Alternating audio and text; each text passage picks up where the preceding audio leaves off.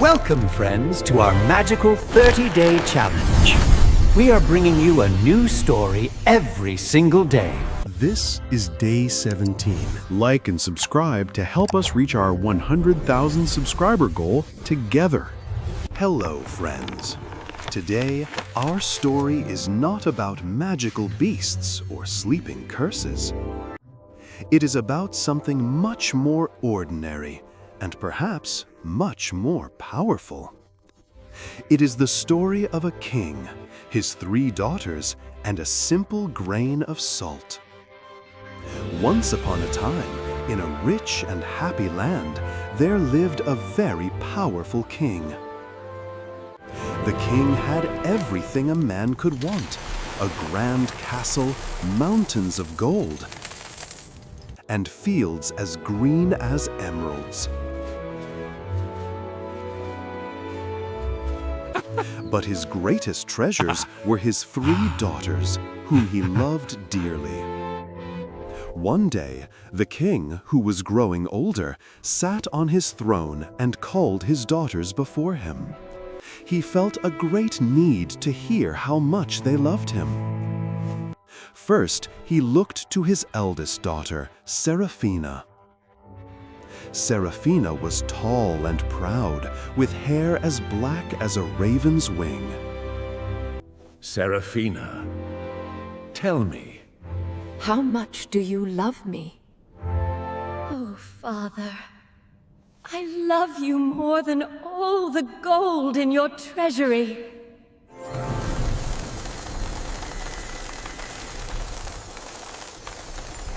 Wonderful.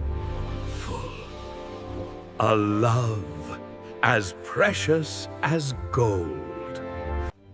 Next, he looked to his second daughter, Gwendolyn. She was graceful, with eyes like a forest in summer.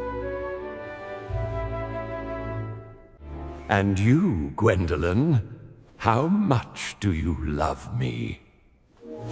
My king and father, I love you more than the sun in the sky. Her love was like the sun, radiant and powerful. Beautiful!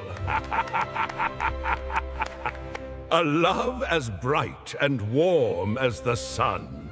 And you, my dearest Amelia.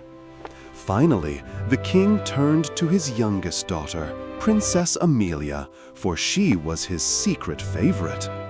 She was a quiet girl, with simple brown hair and eyes that were clear, honest, and kind. How much do you love me?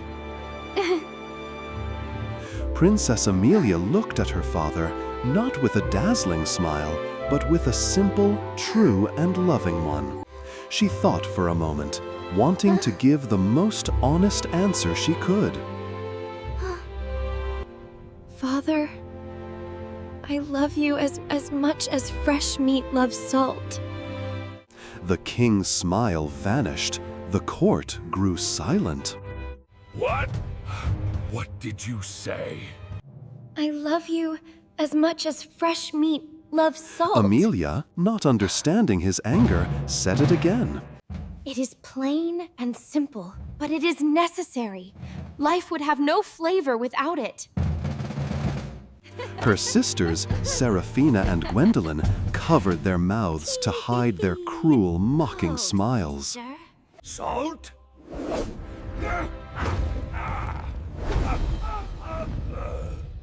You compare your love for me to salt? A common rock? A cheap and worthless seasoning? Your sisters offer me gold and the sun, and you offer me salt. But Father, you don't understand. Salt is essential. It gives life. It is everything. I understand enough. If your love is as worthless as salt, then you are worthless to me. And if salt is so plain and unimportant, then we shall prove it. We will live without it. You are no longer welcome here, Emilia. In his terrible Leave this fury, castle and the never king return. did two I things. banish you from the kingdom. You are banished. Leave my castle and my kingdom. And never return until you have learned what a true insult you have given me. Heartbroken and weeping, Princess Amelia was cast out with only the simple dress she was wearing. Second, the king made a terrible proclamation. He ordered all salt in the kingdom to be destroyed. And so, the stubborn king issued his second decree. I banish all salt from the kingdom. His guards emptied the royal storehouses and the town markets. All the salt was gathered in the square and dumped into the river, where it dissolved and was washed away. We shall see how we do without this precious salt, the king muttered, his heart hard as stone. For the first few days, nothing seemed to change. The sun still shone, and the people still worked. The king sat on his throne, feeling very proud and justified. Then the royal baker tried to make the king's morning bread. He mixed the flour, the water, and the yeast. But without the salt, the yeast did not work properly. The bread did not rise. It came out of the oven as a flat, heavy, pale, and tasteless brick. The king ate it, and his brow furrowed. It was wrong. Then the royal chef prepared the king's banquet. He roasted the finest meats and simmered the richest stews. But without salt, the meat was bland and tough. The stew was flat and watery. The vegetables tasted like paper. The king ate, but he felt no joy. The food was like eating nothing. More spice, more herbs, more sugar. The chefs tried. They added pepper and honey and every rare spice from the East. But nothing worked. Without the simple, humble salt to bring out the flavor, everything tasted wrong. Soon, the trouble spread. The cattle in the fields who needed salt to be healthy grew weak and sick. The milk they gave was thin. The cheese would not cure. The kingdom's great herds began to dwindle. The people, too, began to change. With no flavor in their food, they ate without joy. They became tired and listless and weak. The kingdom, once so full of life and color, began to feel gray. The laughter in the town square faded. The songs of the workers stopped. The land itself seemed to be as bland and joyless as the food. The king sat in his grand hall, eating his tasteless, beautiful meals. And he grew weak and sad. His kingdom was failing, and he did not know why. He had his gold, and he had the sun, but he had no joy. He had forgotten all about his daughter's words. And what of Princess Amelia? Banished and alone, she had wandered into the deep woods. But a kind old woman who lived in a tiny, simple cottage found her. She only saw a sad girl who needed help. There, child. Don't you worry now. Everything is going to be all right. Come inside, dear. You're safe now. The old woman took her in, and in the simple, humble cottage, Amelia's new life began. That's it, dear. Nice and slow, right at the base of the stem. She taught her how to tend a garden, showing her how to care for the herbs and vegetables. She also taught her how to chop wood, a task that made the young princess strong. And most of all, she taught her how to cook over a warm, simple fire.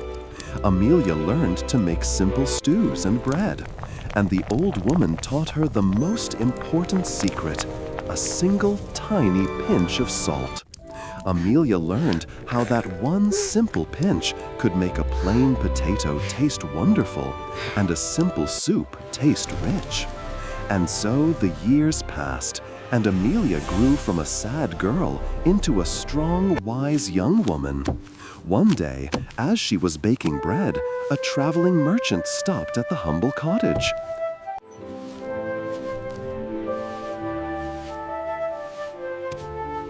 He spoke of the sad kingdom.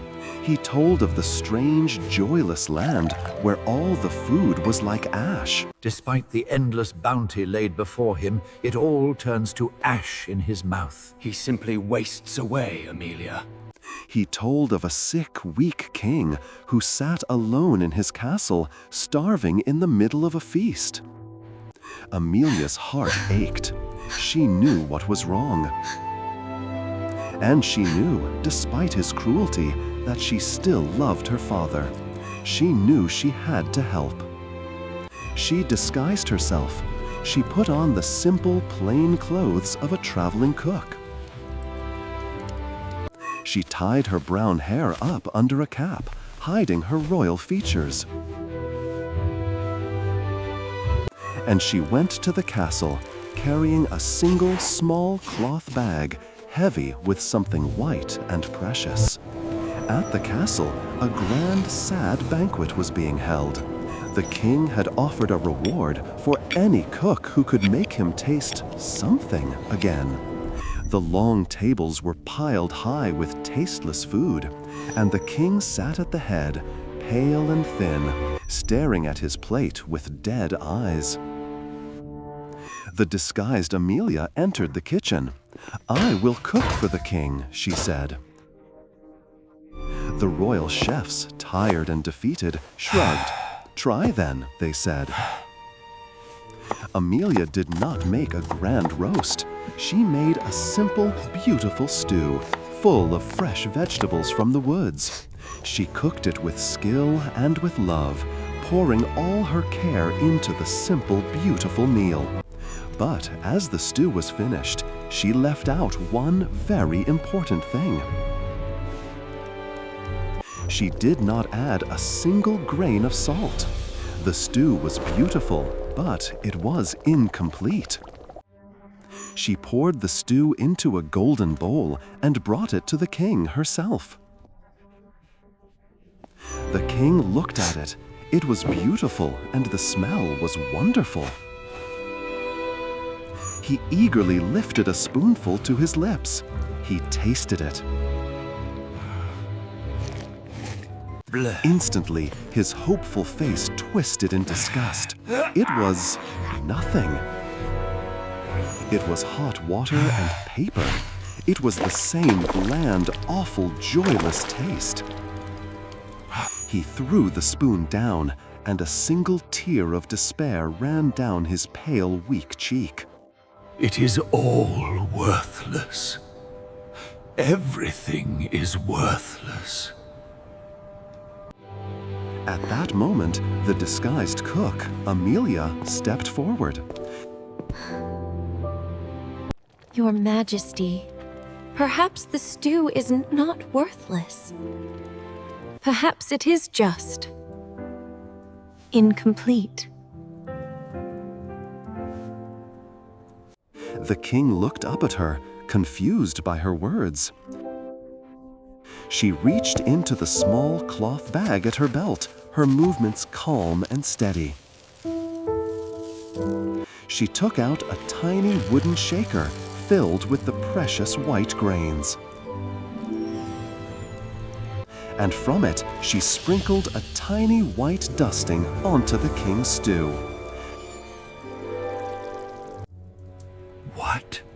What is that? It is only salt, Your Majesty. Please, try again. Confused, the king picked up his spoon. He stirred the stew. He slowly, hesitantly lifted the spoon to his lips. He tasted it. It was wonderful. It was the most delicious food he had ever tasted. The flavors exploded in his mouth.